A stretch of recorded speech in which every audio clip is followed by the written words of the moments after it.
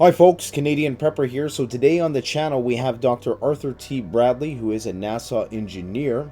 He's also an expert on electromagnetic pulse and has written several books, both fiction and non-fiction, that broach a wide variety of preparedness topics. This is the second of a three-part series, and if you want more information, I'll post a link to his website, his YouTube channel, and some links for some of his books in the comment section below.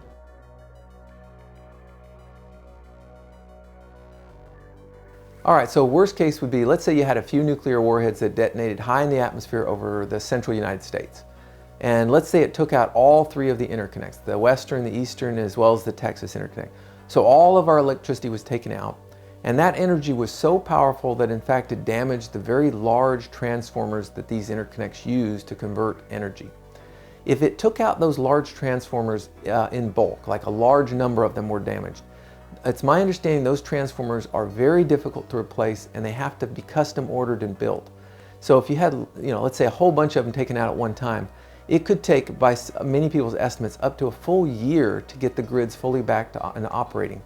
So you can imagine, even if it was a staggered thing where you got a little bit of the grid up and then a little bit more a few months later, you can imagine the amount of suffering and death that would occur in a country that had no national infrastructures. Essentially, you wouldn't have food distribution, you wouldn't have fuel, you wouldn't have banking. You would be on your own very quickly. Now, the government would certainly try and step in and offer some relief, but something of that scale, I can't imagine that they would ever be able to meet the kind of demands we'd have. Even though it would only affect our country, I suspect that globally other countries would certainly lend a hand, because again, we're very interconnected. But even with the help of other nations, I think it would be a relief effort unlike anything we'd ever seen before, and I think there would be a huge loss of life.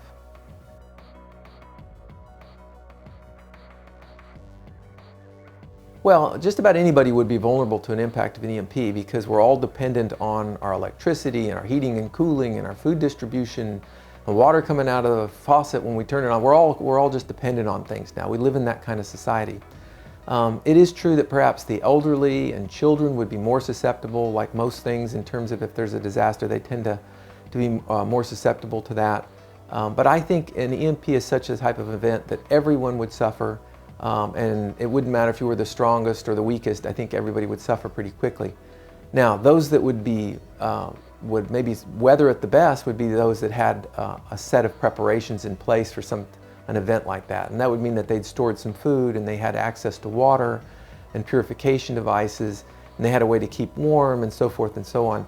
And so that they had put into effect a very practical disaster preparedness plan, which really is why I wrote that Handbook to Practical Disaster Preparedness. Was I wanted to teach people how do you put in place a practical plan, and that's really what that whole book is focused on. Not just for EMP attacks, but for any type of threat that we might have.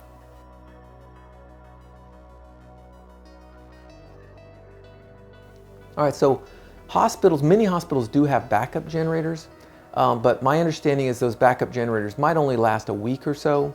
And the reason is, of course, because of fuel. So if they had no way of getting fuel brought in, they would quickly collapse, just like every other infrastructure that we had. And that's true of all of our emergency services.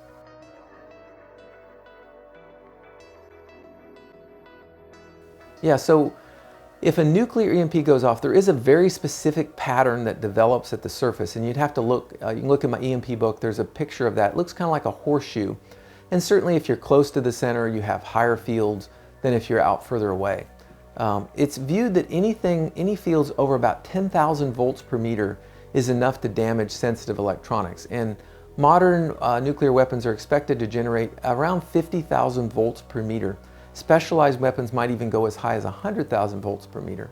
So certainly there would be very large-scale damage. And again, the most serious threat is to the power grid, but it would damage all kinds of other electronics as well.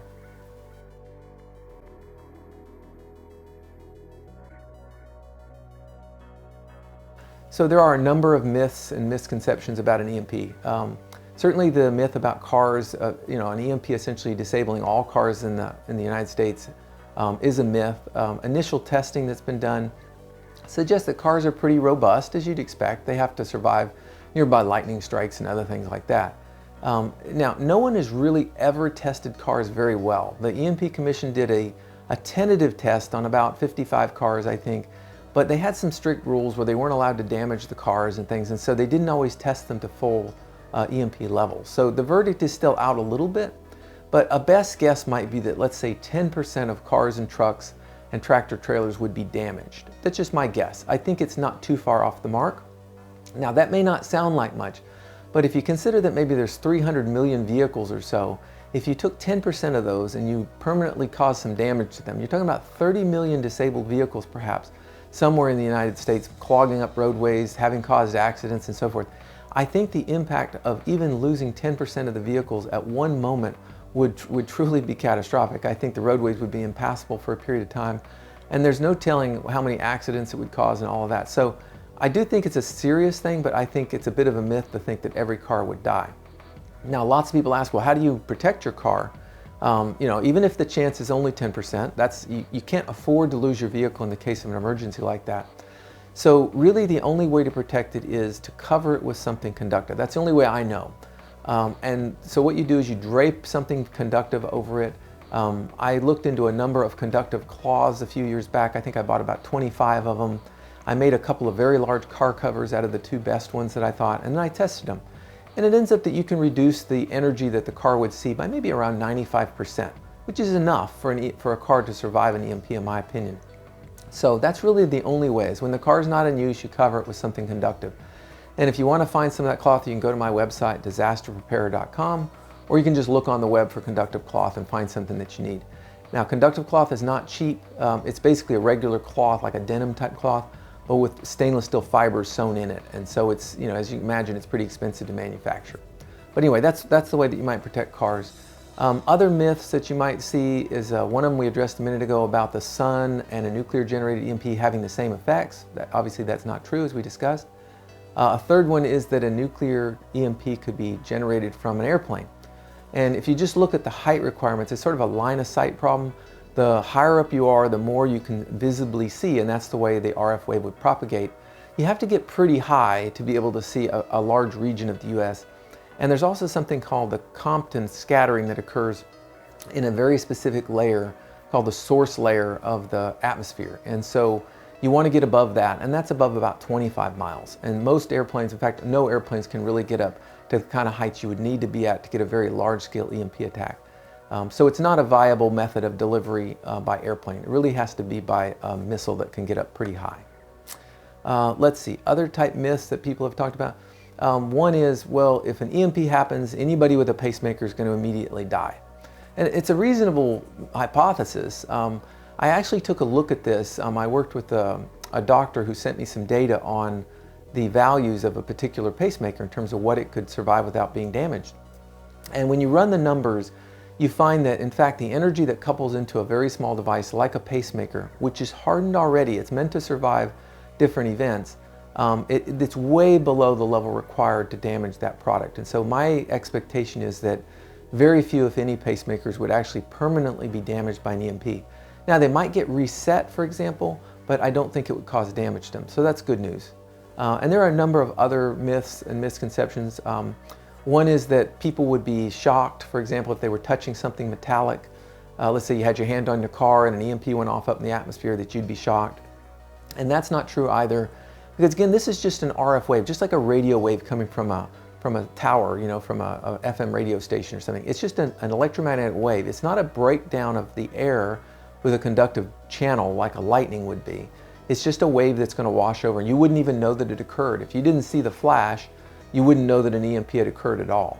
So you wouldn't be damaged by it. It doesn't harm people or animals, and you wouldn't be shocked by it either.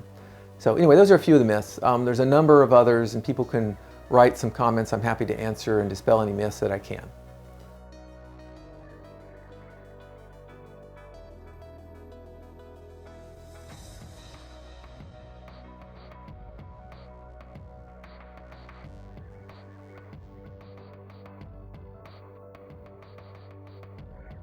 The best way to support this channel is to support yourself by gearing up through CanadianPreparedness.com. We've totally revised our website. We only deal with quality products at the best prices, and all of my subscribers get a VIP discount of 10% off the entire store. Use discount code SurvivalPrepper for 10% off. Don't forget, the strong survive and the prepared thrive. See you next time.